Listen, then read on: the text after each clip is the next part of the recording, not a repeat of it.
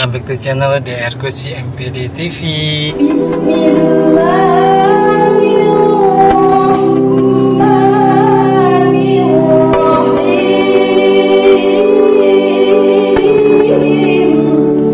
Curahkanlah di hati kami asma-Mu, ya Rahman, ya Rahim, agar anak-anak, para mahasiswa kami, wabil khusus ya Allah, mahasiswa STAI Sultan Syarif Hasim Siak, para wisudawan wisudawati hari ini ya Rabbal Alamin, mendapatkan rasa kasih dan sayang-Mu selalu ya Rabbal Alamin.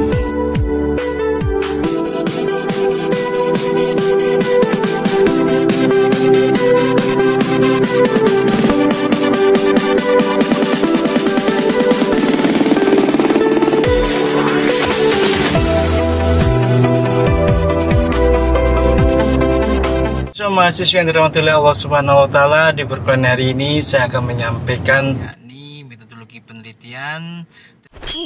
Yuk ikutin bagaimana keseruannya di dalam proses pembelajaran di perkuliahan.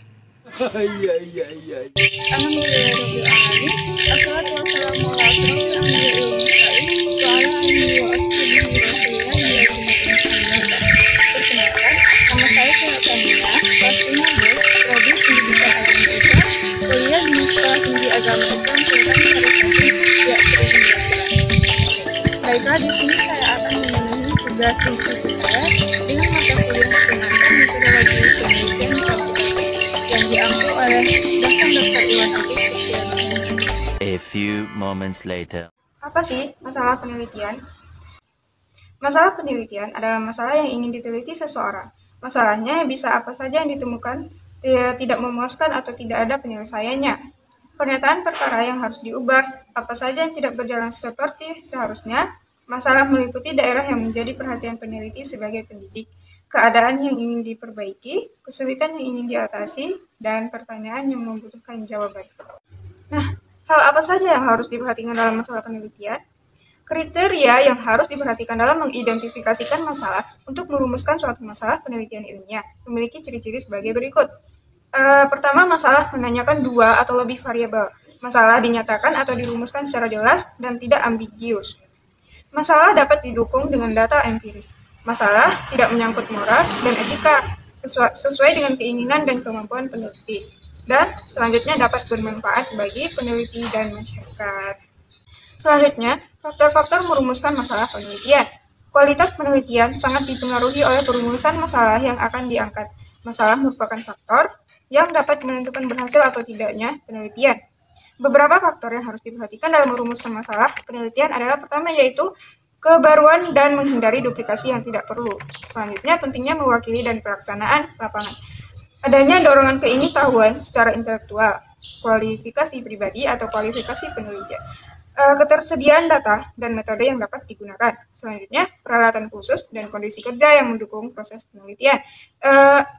Selanjutnya, sampel yang akan diambil dan sponsorship dan lembaga yang diminta untuk bekerja sama. Bahaya yang harus dihadapi, biaya yang dibutuhkan, dan faktor waktu. Sing juga menjelaskan beberapa alasan mengapa harus mendefinisikan atau merumuskan masalah penelitian. Pertama yaitu perumusan masalah akan menentukan arah penelitian. Kedua, perumusan masalah dapat menjelaskan metodologi atau prosedur penelitian yang akan dilakukan. Ketiga, perumusan masalah akan membantu peneliti untuk mengontrol adanya subjektivitas peneliti yang dapat mempengaruhi analisis hasil penelitian. Perumusan masalah akan menunjukkan dan menentukan variabel yang akan diambil. Adanya perumusan masalah membuat penelitian menjadi lebih praktis. Ada beberapa hal yang harus dipertimbangkan dalam merumuskan masalah penelitian. Pertama yaitu, kata-kata yang harus digunakan untuk mendefinisikan masalah harus memiliki satu arti dan tidak ambigus. Pernyataan masalah harus singkat tetapi komprehensif agar mudah dipahami. Asumsi hanya diakui oleh studi, masalah harus memiliki kepentingan praktis. Dan kelima, definisi pernyataan masalah harus memiliki alasan atau latar belakang tertentu. Adapun beberapa langkah yang harus dilakukan dalam merumuskan masalah penelitian yaitu, peneliti sebaiknya mengembangkan suatu kerangka kerja konseptual dari masalah. Kedua, kerangka konseptual harus sedemikian rupa sehingga dapat dinyatakan dalam bentuk variabel. Ketiga, unsur-unsur masalah harus dibatasi. Keempat, mengklasifikasi unsur-unsur dalam kelompok yang homogen. Kelima, menentukan kunci atau poin-poin dalam kerangka kerja konseptual. Keenam, menguji teori mengevaluasi masalah. Ketujuh, bentuk akhir dari pernyataan tersebut dapat diberikan ke dalam bentuk verbal untuk sebuah kerangka kerja konseptual suatu masalah.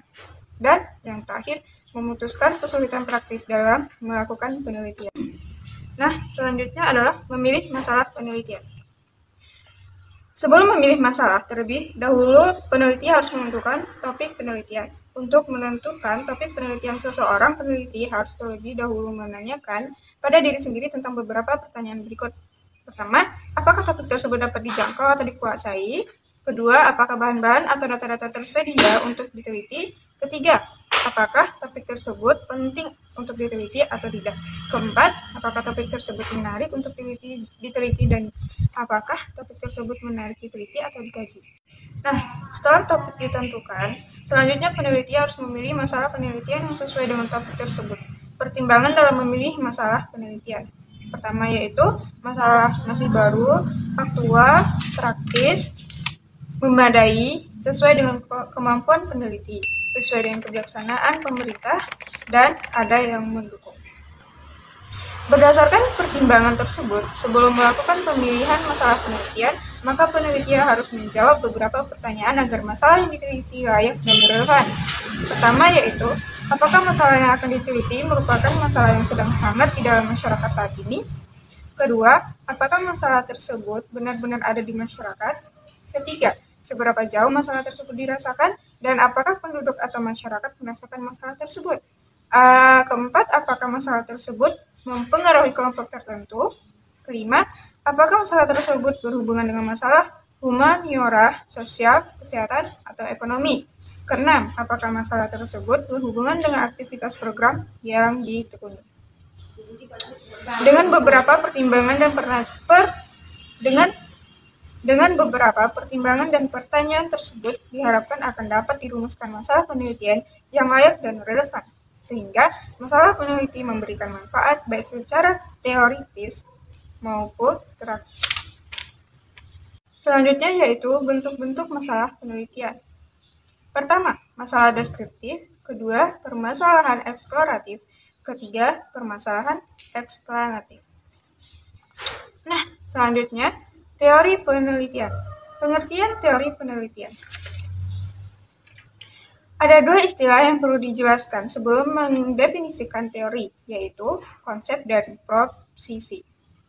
Konsep merujuk pada istilah dan definisi yang digunakan untuk menggambarkan secara abstrak kejadian, keadaan, kelompok atau individu yang menjadi pusat perhatian ilmu sosial. Penelitian dapat menggunakan satu istilah untuk beberapa kejadian yang satu dengan yang lainnya dengan menggunakan konsep. Proposisi adalah hubungan yang logis antara dua konsep atau lebih.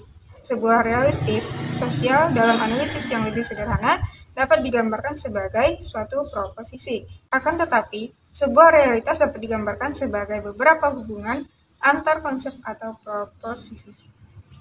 Selanjutnya yaitu fungsi teori dalam penelitian. Pertama, beberapa pola dalam proses interpretasi data. Teori menyediakan berbagai argumentasi yang dapat digunakan untuk menganalisis atau memberi penafsiran atas hasil penelitian yang telah dikelola. Kedua, menghubungkan satu studi dengan studi lainnya.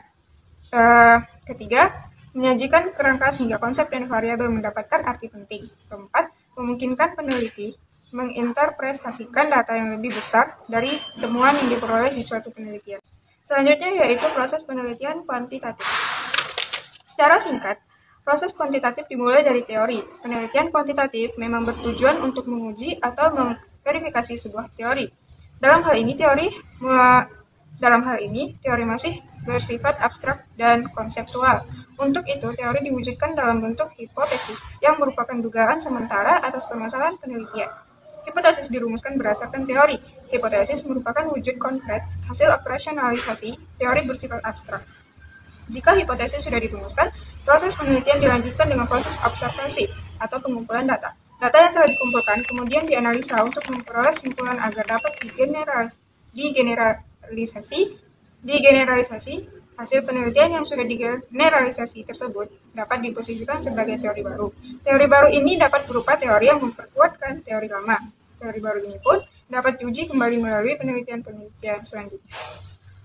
Proses operasionalisasi teori menjadi hipotesis kemudian sampai proses observasi dinamakan proses dedukasi teori. Teori dimaknai sebagai sesuatu yang bersifat umum dan universal. Proses dedukasi ini tidak akan bermakna apa-apa apabila tidak melalui proses indukasi. Untuk itu, hasil penelitian kuantitatif harus dapat digeneralisasi menjadi sebuah teori. Dengan demikian, proses penelitian kuantitatif sebenarnya merupakan sebuah siklus yang berulang. Peneliti harus melakukan proses dedukasi sebuah teori untuk kemudian teori tersebut diverifikasi. Teori merupakan unsur penting dalam penelitian kuantitatif yang dimaksudkan untuk menguji kebenaran sebuah teori. Untuk dapat menguji teori tersebut, maka teori diturunkan dalam bentuk hipotesis. Hipotesis merupakan uji konkret sebuah teori. Baiklah, sekian presentasi dari saya.